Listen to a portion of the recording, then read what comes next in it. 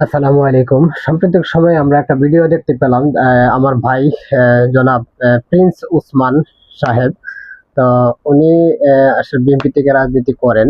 তো বিগত সময়ে উনি ওনার একটা ভিডিও ওনার ফেসবুক পেজে, ফেসবুক প্রোফাইলে, অন্য ফেসবুক প্রোফাইলের মাধ্যমে বা পেজের মাধ্যমে একটা ভিডিও রিসেন্টলি ভাইরাল হয়েছে। আহ, তেমন একটা ভাইরাল হয় নাই, তবে মোটামুটি ভাবে ভাইরাল হয়েছে, যেটা এলাকার মানুষে দেখতে পাচ্ছে আর কি। তো সেই ভিডিওটা এরকম ছিল যে উনি এই, মাদক সেবন করছেন, মানে ইয়াবা সেবন করছেন। তো পাশে একজন মহিলা আছে আর একজন ছেলে পুরুষ আছে। এটা চিনাকান্দিতে অবস্থিত ছিল, গ্রামটা জায়গাটা ছিল চিনাকান্দি একটা এলাকায়। তো বিস্তারিত বর্ণনায় আমি না যাই। তো একটা সময় গিয়ে ভাইয়ে এটার বিরুদ্ধে অ্যাকশন নিয়েছিল, যেমন উনি বলছিলেন যে এটা এআই দ্বারা তৈরি ভিডিও।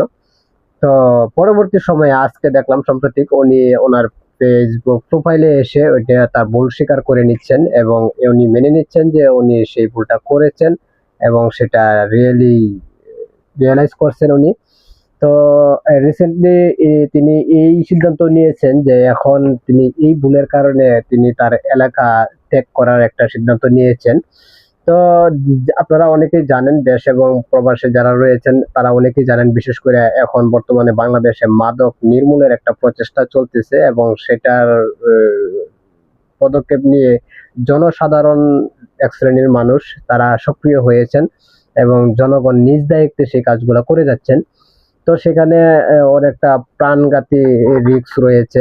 তো এটা মাথায় রেখে হয়তোবা আমার ভাই ওসমান সাহেব উনি গ্রাম ছাড়ার বা ওনার নিজ গৃহস্থল ছাড়ার একটা পদক্ষেপ উনি নিয়েছে। তো আমি প্রথমত আমি আমার গ্রামের মানুষ, আমাদের আমার জেলার মানুষ, আমার থানা জেলার মানুষ যারা দায়িত্বে রয়েছেন, মুরব্বী আছেন, যারা দায়িত্বশীল লোক আছেন, আমি সকলকে অনুরোধ করব এই বিষয়টা, যে ওনার আসলে এটা কোনো ভুল নয়।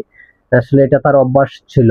আমি যতদূর জানি এটা তার অভ্যাস ছিল। এটা ভুল করে যে হয়ে গেছে বিষয়টা এরকম না, অভ্যাস ছিল। কিন্তু যেহেতু উনি তার স্বীকার করছেন যে এটা তার ভুল, তো ভুল ভুল হিসাবে আমরা এটাকে নিয়ে আমরা তাকে একবার সুযোগ দেই, ক্ষমার সুন্দর দৃষ্টিতে তাকে আমরা দেখি এবং তাকে ক্ষমা করে দিয়ে তাকে পাশে রেখে আমরা তাকে তাকে একটা সুযোগ দেওয়া হোক এবং সেই সাথে এটাও মনিটরিং করা হোক যাতে নেক্সট টাইমে পরবর্তী সময়ে যদি উনি সেম ভুলটা আবার দ্বিতীয়বার করেন, এটা তার অভ্যাস, যেহেতু সে এটা করবেই।